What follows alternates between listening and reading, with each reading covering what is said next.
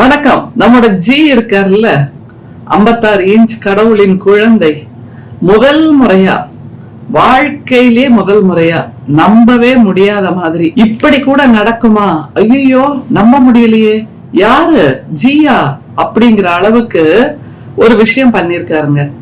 என்னன்னா, மகாராஷ்டிரா மக்களிடம் நான் மன்னிப்பு கேட்கிறேன் அப்படின்னு மன்னிப்பு கேட்டிருக்காருங்க. நினைச்சு பாருங்க, கடவுளின் குழந்தைங்க அவரு, உலகத்தில் இருக்கின்ற சமாதான தூதுவர் அவர். உலகத்தில் எங்கே போர் நடந்தாலும் அதை போய் நிறுத்துகின்ற வல்லமை பெற்ற அவர் மகாராஷ்டிரா மக்கள்கிட்ட கால்ல தலைய வச்சு நான் மன்னிப்பு கேட்கிறேன் அப்படின்னு சொல்றாருன்னா, எப்படிப்பட்ட பெருந்தன்மையாளர் நம்முடைய பிரதமர் அப்படிங்கறத நீங்க புரிஞ்சுக்கணும். இவரை போய் எல்லாரும் கழுவி கழுவி ஊத்துறாங்களே, இவரை போய் எல்லாரும் இப்படி பேசுறாங்களேன்னு ஒரு பதைப்பதைப்பே வருதுங்க. இவ்வளவு நல்லவர், இப்படிப்பட்ட ஒரு மன்னிப்பை கேட்கின்ற ஒரு மகா உன்னதர் அப்படிங்கிற மாதிரி நமக்கு தோணுது. எதுக்காக இந்த மன்னிப்பு? இது ஒரு ஜோடனை, இது ஒரு நாடகம், இது எல்லாமே தெரியாதவங்களா இந்திய மக்கள். அவ்வளோ காதுல பூ சுத்தினா இவர் பூ சுத்திக்கிட்டே இருப்பாரு. நாம எல்லாரும் சுத்துங்கய்யா சுத்துங்கய்யான்னு ஒரு காது, 2 காது, 3 காது, 4 காதுன்னு காதை கொடுத்துக்கிட்டே இருப்போமா? இவரோட நாடகம், இவரோட கதை, இவரோட வசனம், இவரோட இயக்கம், இவரோட திரைக்கதை எல்லாம் பார்த்து 10 வருஷத்துல நாம இவரை உள்ளும் புறமும் தெரிஞ்சாச்சு இல்ல. இவர் என்ன செய்தா, எது உண்மையான நாடகம், எது உண்மையான நடிப்பு, எது உண்மையான வசனம், எது நிஜமாவே உண்மை, இதெல்லாம் நமக்கு தெரியாதாங்க. பாருங்க இந்த விஷயத்த. சத்ரபதி சிவாஜியின் சிலை உடைந்ததற்கு பிரதமர் மன்னிப்பு கேட்கிறார். தினகரன்ல வெளிவந்த செய்தி ஒண்ணும் இல்ல, ஒரு 8 மாசம் முன்னாடிதான் அவசரமா தேர்தலுக்கு முன்னாடி சத்ரபதி சிவாஜியை தான் வணங்குறதா ஒரு நாடகமாடி மக்களை கவர்ந்துடணும் அப்படிங்கிறதுக்காக கப்பல் தினம் அன்னைக்கு, நேவி டே அன்னைக்கு அவசரமா ஒரு 32 அடி உயரத்துல சத்ரபதி சிவாஜி அவர்களுடைய சிலையை திறந்து வைத்தார் நம்முடைய பிரதமர்.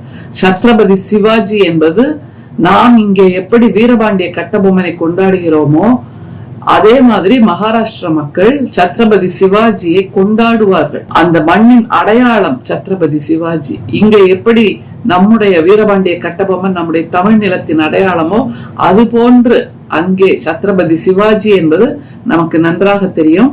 வீரத்தின் விளைநிலம், பொதுமக்களுக்காக, எளிய மக்களுக்காக அவர் புரிந்த ஆட்சி என்பது இன்றளவும் ஒரு வரலாற்று சான்றாக பேசப்படுகிறதுங்கிறதெல்லாம் நம்ம நிறைய பார்த்திருக்கோம். சத்ரபதி சிவாஜிக்கு வெறுமே பொம்மையில ஒரு தெர்மாக்கோல்லையோ அல்லது பேப்பர் மிஷ்லயோ ஒரு சிலை பண்ற மாதிரி செய்துட்டாருங்க மோடி அவர்கள். அவசரமா கப்பல் தினம் அன்னைக்கு அவர் அங்க வர்றாரு ஒரு விழாவில் கலந்துக்கிறதுக்காக.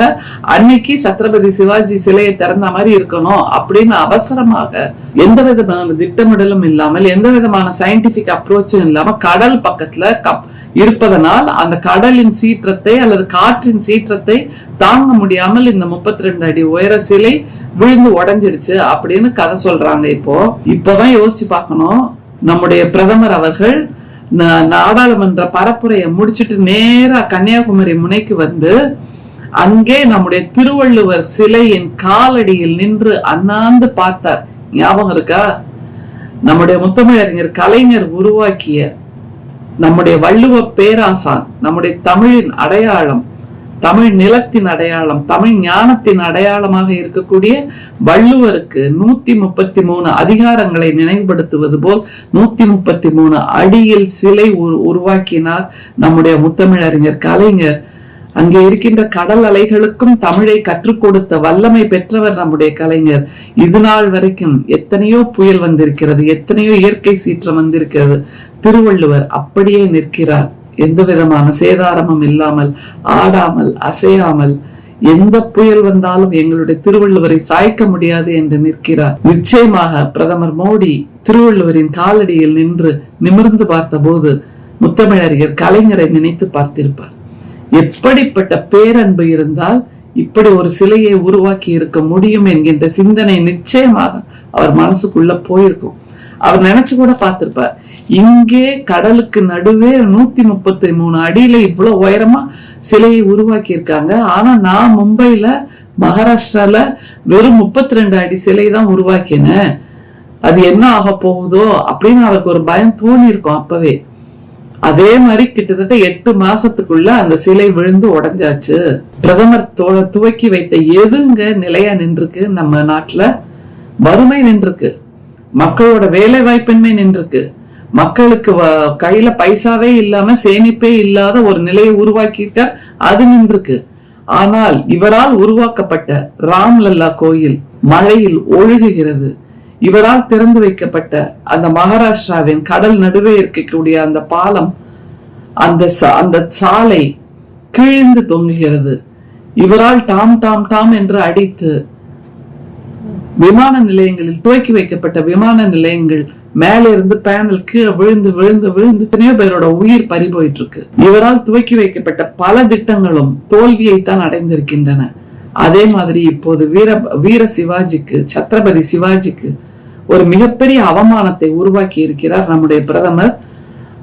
இப்போ அவருக்கு சத்ரபதி சிவாஜி மிக அத்தியாவசியமாக தேவை. எப்படி தேர்தலுக்கு முன்னால் ராம்லல்லா ராம்லல்லா என்று சொல்லி ராம்லல்லாவை ஒரு ஓட்டிங் மெஷினாக மாற்றினாரோ, அதே மாதிரி பூரி ஜெகநாதரை ஓட்டிங் மெஷினாக மாற்றினாரோ, அதே போலத்தான் சத்ரபதி சிவாஜியை ஓட்டிங் மெஷினாக மாற்றிக் கொண்டிருக்கிறார் நம்முடைய பிரதமர். மகாராஷ்டிரா மக்கள் நிச்சயமாக தெளிவானவர்கள், சிந்திக்கக்கூடிய புத்தி கூர்மை உள்ளவர்கள். பிரதமரின் நாடகத்தை அவர்கள் நன்றாக புரிந்து வைத்திருப்பார்கள். இப்போது மகாராஷ்டிரா மக்களின் வாக்குகள் அவருக்கு அறுவடை செய்யப்பட வேண்டும் என்பதனால் மகாராஷ்டிரா மக்களிடம் மன்னிப்பு கேட்கிறார் நம்முடைய பிரதமர். என்ன தெரியுமா சொல்றாரு? சத்ரபதி சிவாஜி மகாராஜ் என்பது வெறும் பெயரோ அரசனோ இல்லை, என்னை பொறுத்தவரை அவர் தெய்வம். நான் பாதத்தில் தலை வைத்து வணங்குகிறேன். சிலை சேதம் அடைந்ததால் எனது தெய்வத்திடம் தலைவணங்கி மன்னிப்பு கேட்டுக்கொள்கிறேன். நமது மதிப்புகள் வேறுபட்டவை, என்னை பொறுத்தவரை எனது தெய்வத்தை விட எனக்கு எதுவும் பெரியது இல்லை அப்படிங்கிறாரு. இவங்க எல்லாருமே இப்படிதான் பேசுவாங்க. தேசத்தை விட எங்களுக்கு பெரியது வேறு எதுவும் இல்லை அப்படிம்பாங்க. எதிர்பக்கத்தில் இருப்பவர்கள்லாம் தேச விரோதிகள் அப்படிம்பாங்க, ஆன்டி இந்தியன்ஸ் அப்படிம்பாங்க. கேள்வி கேட்டுட்டாலே நீ இந்திய நாட்டுக்கு எதிரி அப்படின்னுருவாங்க. இப்ப பாருங்க, தேசத்தை விட எனக்கு பெரிது வேறு எதுவும் இல்லை அப்படிங்கிறார். ஆனால் இதே தேசத்துக்கு தான் பிஜேபி ஆட்சியில் பல துரோகங்கள் நடந்திருக்கின்றனங்கிறத யாரால மறுத்தர முடியுமா? நாளன்னைக்கு புரூனே தேசத்துக்கு போறாரு, சிங்கப்பூருக்கு போறாரு. அங்க போய் இந்தியாவில் இருக்கின்ற ஏழை எளிய மக்கள், சாமானியர்கள், இவர்களுக்கு வேண்டிய திட்டங்களை அவர் நிறைவேற்றி விட்டு வருவார்? இல்லையே. அவரோட A1 A2க்காகத்தானே அவர் போறாரு எல்லா நாடுகளுக்கும். அதே மாதிரிதான் சத்ரபதி சிவாஜியின் சிலையை 32 அடி தாங்க உயரம், அதை சரியாக செய்ய முடியாத அந்த நபர்களிடம் ஏன் இந்த வேலையை ஒப்படைக்க வேண்டும்? அதுதானே நம்ம கேட்கிறது. அப்படின்னா இந்தியாவில் இருக்கின்ற எல்லா ஒப்பந்தங்களும் இப்படியாக தவறான நபர்களிடம் கொடுக்கப்படுகின்றன. ஒரு மழைக்கே தாங்காத சிலைகள், ஒரு மழைக்கே தாங்காத தார் சாலைகள், ஒரு மழைக்கே தாங்காத விமான நிலையங்கள், ஒரு மழைக்கே தாங்காத கோயில்கள், இப்படித்தானே இவருடைய ஆட்சி நடந்து கொண்டிருக்கிறது. அதனால பிரதமர் மன்னிப்பு கேட்கிறார் என்றால் மகாராஷ்டிரா மக்களிடம் மட்டும் மன்னிப்பு கேட்க வேண்டாம், இந்திய மக்களிடமே கேட்க வேண்டும். ஏனென்றால் இத்தனை நீண்ட ஆண்டுகள் இவரை பிரதமராக தேர்ந்தெடுத்து அவருக்கு ஒரு உயரிய பதவியை கொடுத்தும் அவர் இந்திய மக்களுக்கான சேவையை செய்யாமல் தன்னுடைய A1 A2 நண்பர்களுக்காக மட்டுமே ஆட்சி செய்து கொண்டிருக்கிறார் என்பதை நம்மால் நன்றாக புரிந்து கொள்ள முடிகிறது. எவ்வளவு விலைவாசி உயர்ந்து போயிருக்கு, வேலை வாய்ப்பின்மை இருக்கு, நாட்டுல எதை பத்தியுமே கவலைப்படல. அவர் பாட்டுக்கு திரும்ப திரும்ப வெளிநாடுகளுக்கு பயணம் போய் கொண்டிருக்கிறார். இந்த அழகுல நம்முடைய மாண்புமிகு முதல்வர் அவர்கள் சென்றிருக்கின்ற இந்த அமெரிக்க விஜயத்தை பற்றி, அமெரிக்க பயணத்தை பற்றி இங்க இருக்கின்ற பிஜேபி காரர்கள் எல்லாம் வாயில பல்லு படாம கேக்குறாங்க. என்னன்னா, ஒரு வெள்ளை அறிக்கை கொடுக்க வேண்டும், முதல்வர் சென்று அங்கு ஒப்பந்தங்களை ஏற்படுத்துவது என்பது ஏற்கனவே இங்கே பணிபுரிந்து கொண்டிருக்கின்ற இங்கே உருவாக்கப்பட்ட நிறுவனங்களோடு தானே அப்படிங்கிறாங்க. கேள்வி ஒன்னே ஒண்ணுதாங்க, பிரதமர் இது 2014 இருந்து கிட்டத்தட்ட 100 நாடுகளுக்கு மேலாக பயணம் செய்திருக்கிறார். பல ஆயிரம் கோடிகள் அவருடைய பயணங்களுக்காக செலவு செய்யப்பட்டிருக்கின்றன. வெளிநாட்டு பயணங்கள் தாண்டி உள்நாட்டிலும் இந்தியாவுக்குள்ளும் அவர் சென்றிருக்கக்கூடிய பயணங்கள் என்பது எண்ணில் அடங்காதவை, நூற்றுக்கணக்கானவை. எல்லாவற்றுக்கும் அவருக்கு தனித்தனியாக செலவு கணக்கு இருக்கிறது. இந்த மாதிரி பயணங்கள் சென்றதால் நாட்டில் மக்களுக்கு என்ன நன்மை கிடைத்ததுங்கிறத பிஜேபி காரங்க சொல்வாங்களா? ஆத்ம நண்பர்களான A1 A2 தவிர வேறு யாருக்கு இந்த இந்திய தேசத்தில் நன்மை கிடைத்திருக்கிறது? ஆனால் நம்முடைய முதல்வர் அவர்கள் அமெரிக்கா சென்று முதல் நாளிலேயே 900 கோடிக்கு ஒப்பந்தத்தை உருவாக்கி இருக்கிறார் என்றால் யோசித்து பாருங்கள்.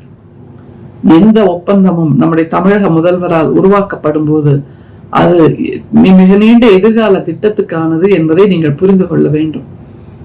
ஆனால் பிரதமர் போய் 10 வருஷமா போயிட்டு வந்துட்டு இருக்கார். எளிய சாமானிய இந்தியனுக்கு அதனால் என்ன நன்மை விளைந்தது என்று எதுவுமே தெரியாது. இப்படிப்பட்ட சூழலில் இந்திய மக்களிடம் மன்னிப்பு கேட்கிறார் நம்முடைய பிரதமர்.